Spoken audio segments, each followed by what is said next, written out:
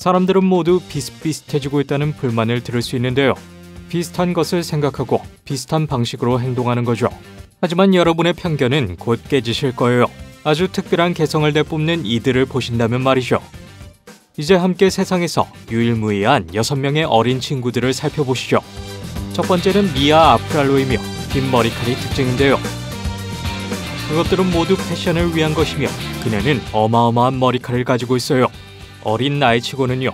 그녀는 텔아비브에 거주하며 5살밖에 되지 않았지만 다양한 머리 스타일로 SNS 스타가 되었죠.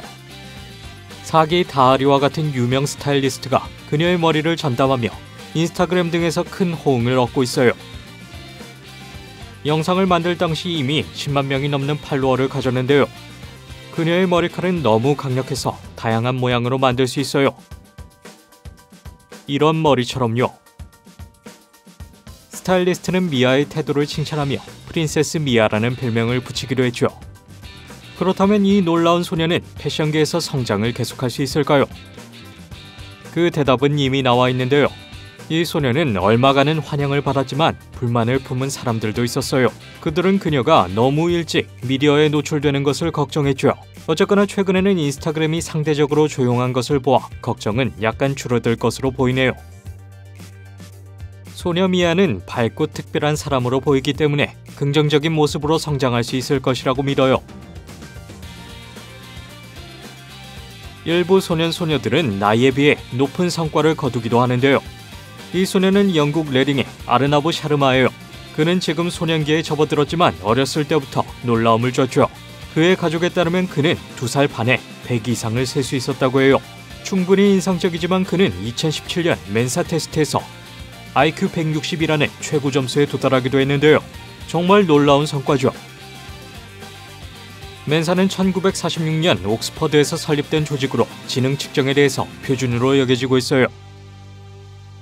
놀랍게도 이것은 알버트 아인슈타인과 스티븐 호킹보다 높은 수치인데요.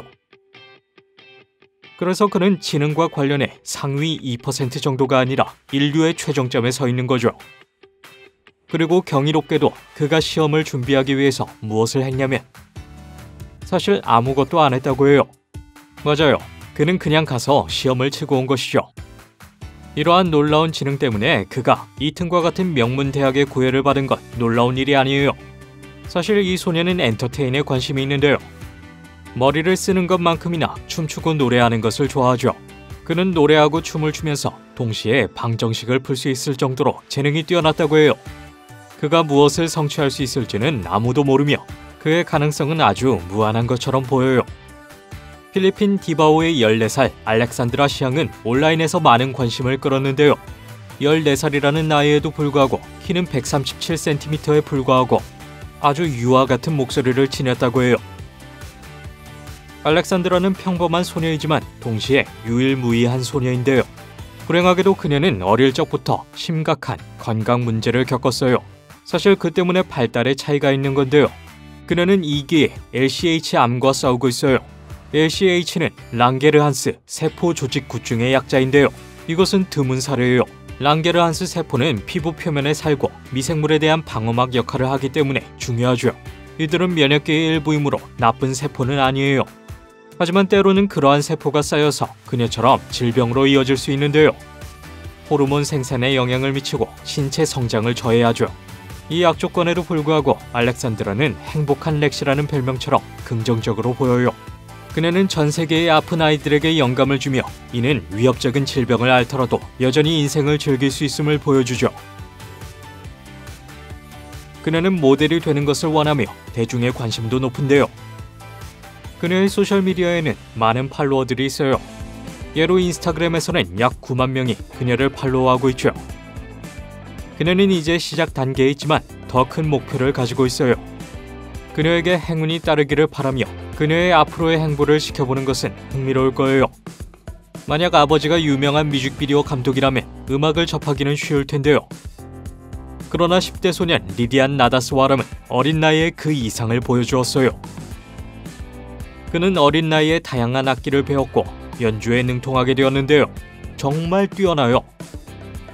첸나이 출신의 그가 가장 좋아하는 악기는 피아노이지만 타블라, 인도 타악기, 드럼 등에도 뛰어나다고 해요.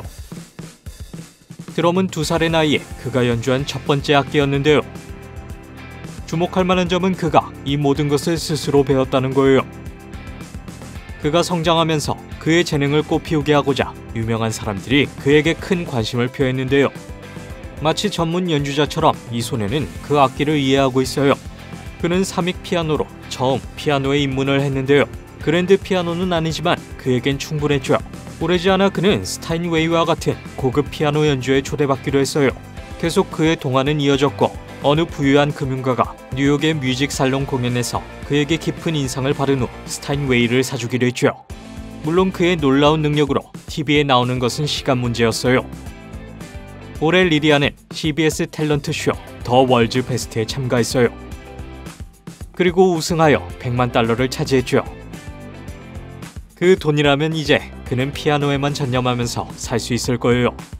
그런데 다음 후보보다 독특한 경우는 없을 건데요. 마르샤와 밀리는 2018년 11세가 된 두 자매로 영국 버밍엄 출신이죠. 어머니는 영국인이고 아버지는 자메이카 출신인데요. 혼혈 부부가 백인이나 흑인 자녀들을 낳는 것은 드문 일이 아니죠. 하지만 여기서 평범하지 않은 것은 쌍둥이임에도 불구하고 피부색이 달랐다는 거예요. 생김새는 똑같지만요.